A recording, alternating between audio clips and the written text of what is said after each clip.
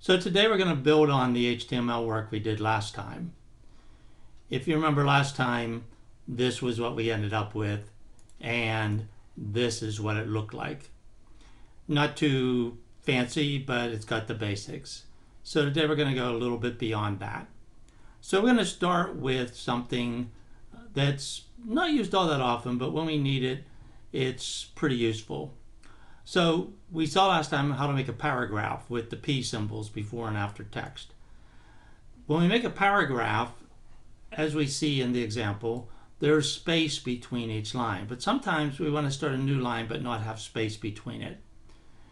In that case, it's almost like instead of double space, we're going to have single space.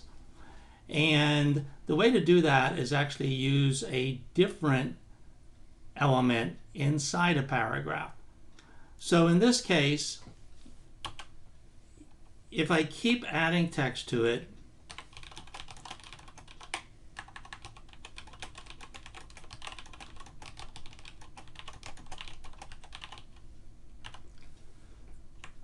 it's just going to keep coming out on the same line even if I want it over two lines.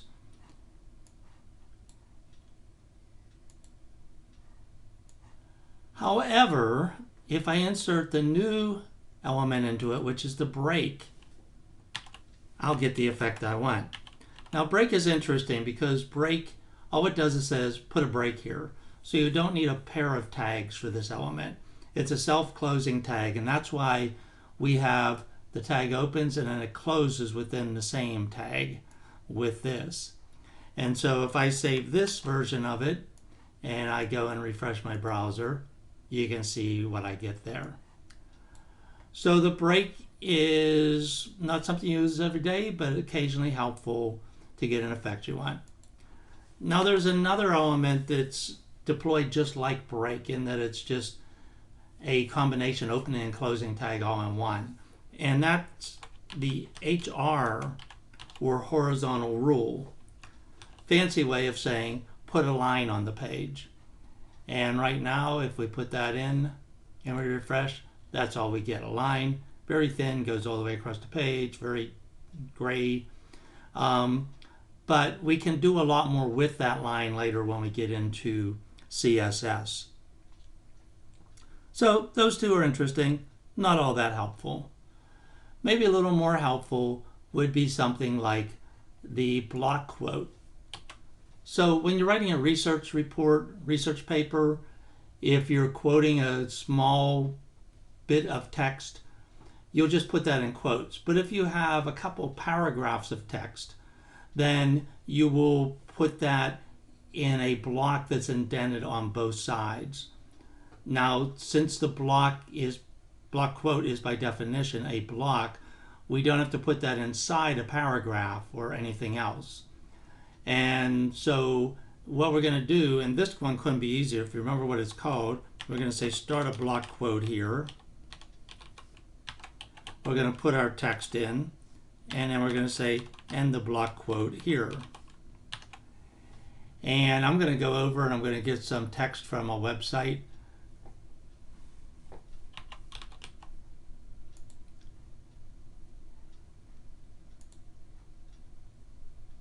And it doesn't matter in this case what you're using, it's just an example of showing what happens when we use this. So I'm going to grab some text here, I'm going to come back over, I'm going to paste that in, and then I'm going to once again save, and then I'm going to go back to my browser and I'm going to refresh, and so you see the block quote here, indented on both sides.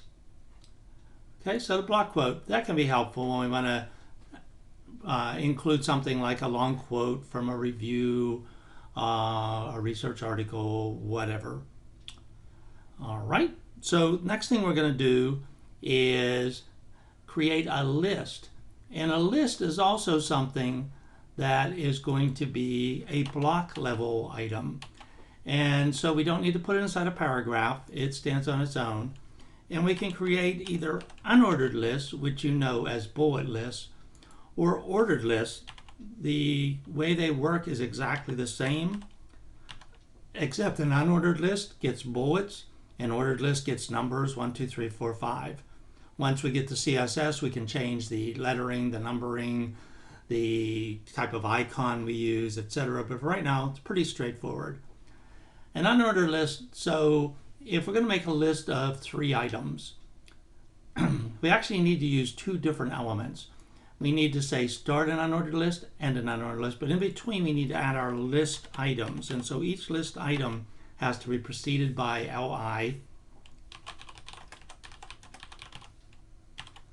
and followed by /li. And I'm going to just copy that, paste it in a couple of times, and change it up here.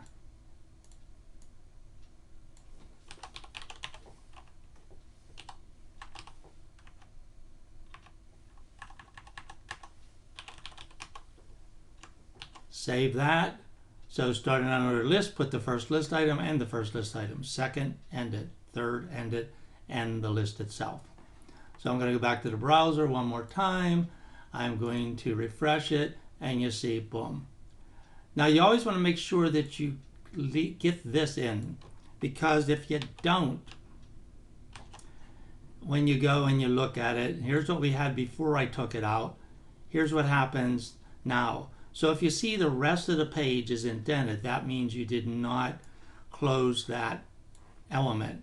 So I'm going to go back in there and close that again and save that. Okay. One more thing before we get to the real key thing today, and that is anywhere in the body you can put notes to yourself. So why would you do this? Well, if you have a very complex document and you want to keep track of where things go, or if you're building a website for someone who's not quite as techy as you can put notes in to help them if they're going to be refreshing it later on. And to do that, it's actually very simple. Anywhere in the document, we can put a note to ourselves, and we do that like this.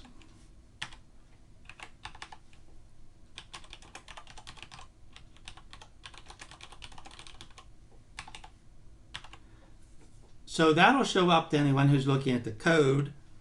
It will not show up on the page itself. Again, we'll refresh here, and you can see we don't see that note at all, which is the effect that we want here. Okay, so now we come to the real special aspect of what we're going to look at today, and that's using the A tag. And I'm going to combine that with something we're going to talk about afterwards, which is using special characters. So I'm going to start a new paragraph.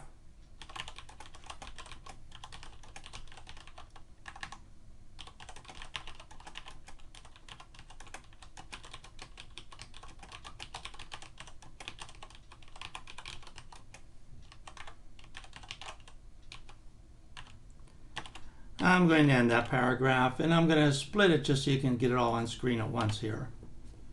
Okay, so A stands for anchor.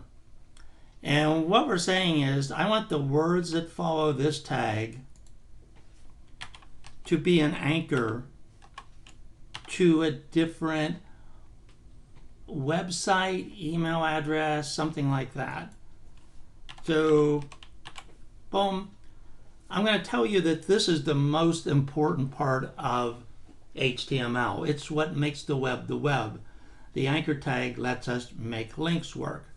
But by itself, it actually doesn't do anything. And so if I come over here and I refresh, yeah, I got nothing. So we need to always have an attribute with the anchor tab. And the most common attribute is href. That says put an anchor here that links to a hypertext reference. We need to follow that with an equal sign, a quote sign, and then the full URL of the page we want to go to. So I actually have a page ready over here on this topic. I'm going to put it in here. Notice you have to get the whole https://. If you just start with the www, it's not going to work. So now we've said, okay, when you get to the words following this opening A tag, make them a link to this website. And so I'm going to save it, and I'm going to come back over to my browser, and I'm going to refresh it, and now you can see there's the link. And if I click on the link, there's my page that I want to link to. So usually the protocol we're going to use following Ahref is HTTPS. But there is something else that's helpful here, and that's going to be to use it to create an email link.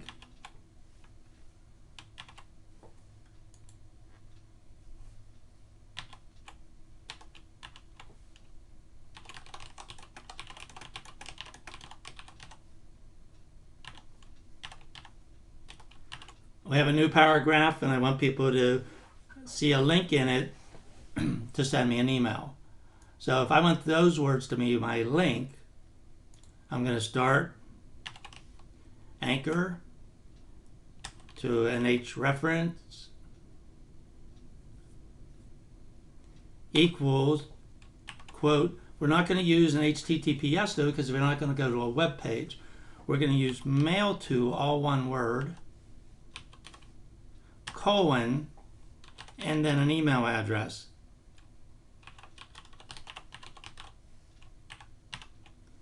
And then we're going to put a closing A in there to wrap that up. We're going to save that. I'm going to go back over to the browser. I'm going to refresh it again. And now if I click on this, it will pop open whatever email client I'm using and let me send an email. Now I don't feel like sending myself an email right now, so I'm not going to do that. But I can tell if the link is working because down at the bottom left of the screen it'll just say mail to and my email address. If there's any problems like a space between mail and to or a space after the colon, I can see that there. It's got to be nice and clean and tight just like this. So the other thing that I said we talk about is special characters. And so this link I put in actually takes us to this site. And there's a bunch of things you just can't type on the keyboard when you're in HTML. And one common thing would be you can't type these greater than or equal to signs, or as I call them, the gang signs here. And so we have to find a way to do those another way. So these are not HTML elements or tags. These are things we just type in just as if they were regular characters. And so for instance, if we want to put in the greater than sign, or let's say greater than or equal to, we could type in ampersand GE greater or equal semicolon. Or we could use this numbered variation on it as well. And we'd end up getting this right here. We can get Greek characters. We can get things like foreign letters with umlauts and grave accents and stuff. So if your name is Zoe and you want to have the last letter of it being this, you would type in your name using capital Z-O and then using this or using this. And it would come out like the way we want it to. So I'm going to copy that. I'm going to open Notepad again.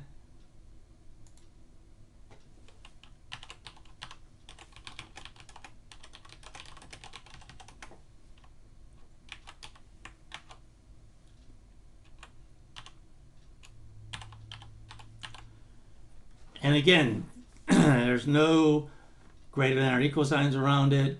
It's just, this is just as though it's another letter here. So I'm going to save it. And I'm going to then go and I'm going to open up the browser again, come back here, and I'm going to refresh it. And now you can see, even though I put that character down there,